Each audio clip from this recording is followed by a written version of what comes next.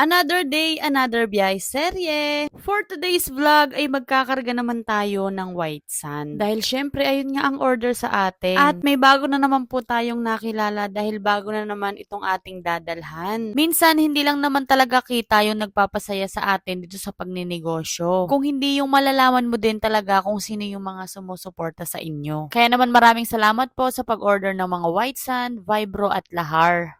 Bali, dalawa nga lang pala kaming bumibiyahe ng aking sugar daddy, kaya naman salitan din kami sa pagmamaneho.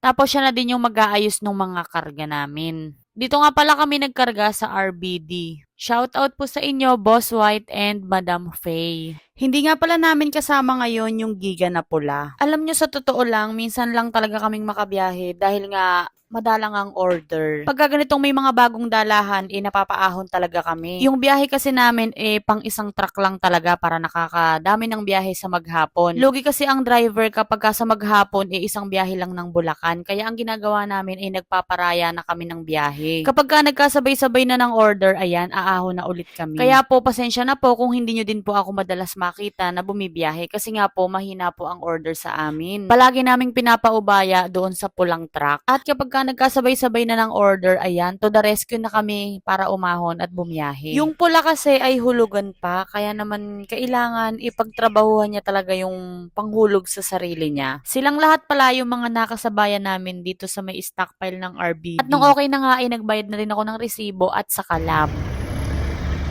Okay, hello po kayo dyan. Hello mga kalam, nandito si Ma'am Ann sa Bacolor. Shout out sa mga taga-Kalam.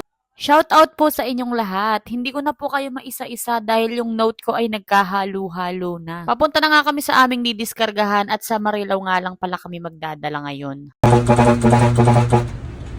Simula nga nung nakaranas kami kung gaano kahirap bumiyahe sa malayuan, naghanap talaga kami ng biyahe dito malapit lang sa amin. Kung mapapansin nyo nga ay puro Bulacan lang yung biyahe namin at kung minsan naman ay naliligo kami sa may San Mateo. Hirap na nga din yung driver kapag ka sa malayuan tapos kapag ka nasiraan pa, malayo ang aming servisan. Kaya naman talagang tsinatsaga namin at sinusuyod namin lahat ng sulok dito sa Bulacan.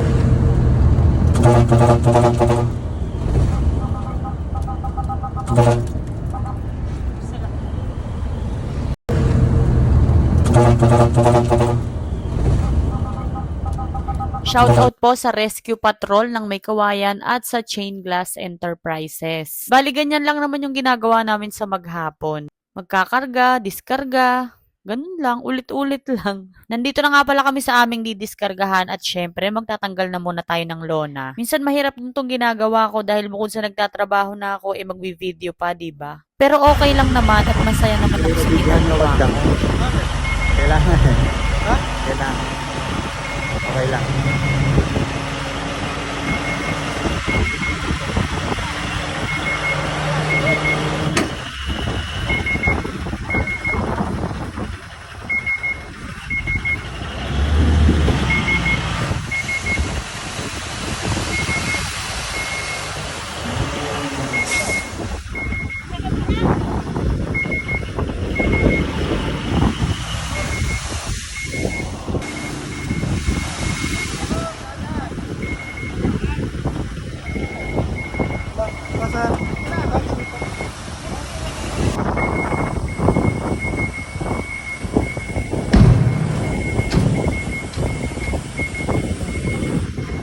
Sa biyahe ni Boss, Lucio Renmart nga pala kami na biyahe ngayon. PM ka lang ulit, boss, kapag meron tayong bagong dalahan. Shoutout na nga din po pala natin itong sila kuya na akala mong hindi napapagod din sa kanilang mga trabaho. Dahil ang gaganda ng mga ngiti nila. Shoutout nga din po pala sa Philstone na nakasabay namin dito sa aming diniskargahan. Nakakatuwa nga si kuya dahil last week lang daw ay napanood niya ako. Tapos eto na ngayon, nagse-selfie na kami. Shoutout nga po pala sa inyo, ma'am and sir. Bali pagka-diskarga nga namin, balik ulit kami ng quarry. At dito naman sa ating second trip ay sa Porac naman tayo magkakarga.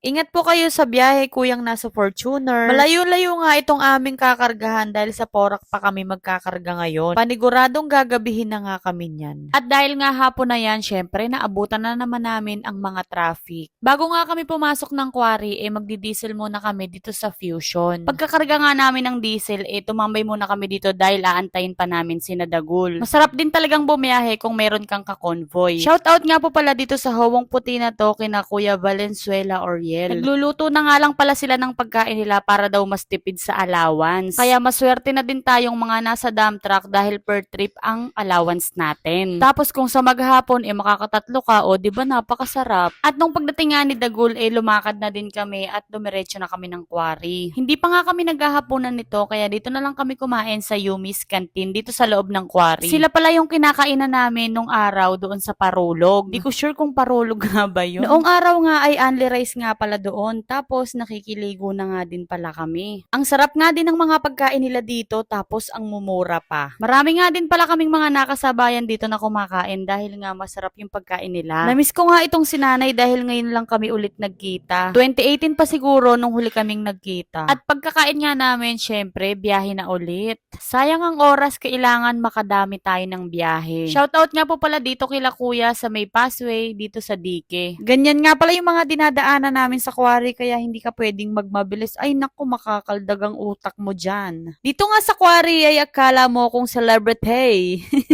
Nakakatuwa nga dahil ang dami nagpapapicture sa akin. Kahit nga itong si kuya ay kilala pa ako at nagpe-Facebook pa, diba?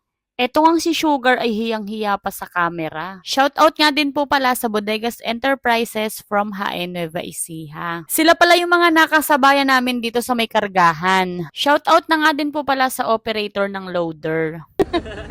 Sino po isa shoutout?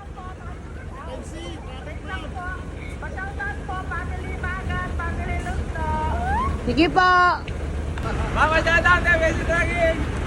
At pagkabayad nga namin, naaya pa nga akong mag-TikTok. Nakakahiya nga at napakalalambot ng katawan nila.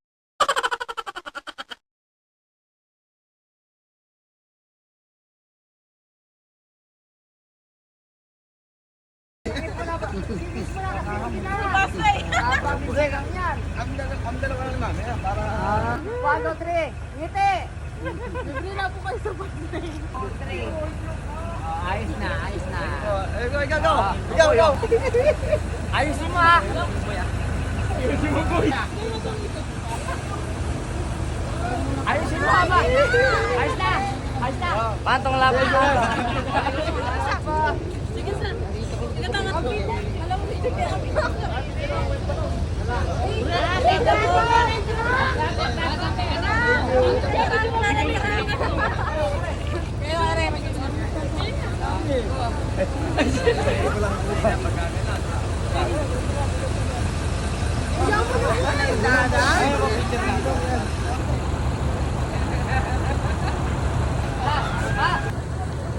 Kaway ka muna dyan. May dala ka doon. May dala alak. Kaway ka muna dyan.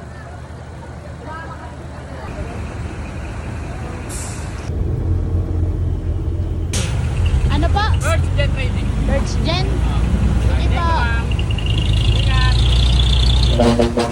Naabutan pa nga namin ang truck ban dito sa Panings kaya naman nagpalipas pa kami ng oras.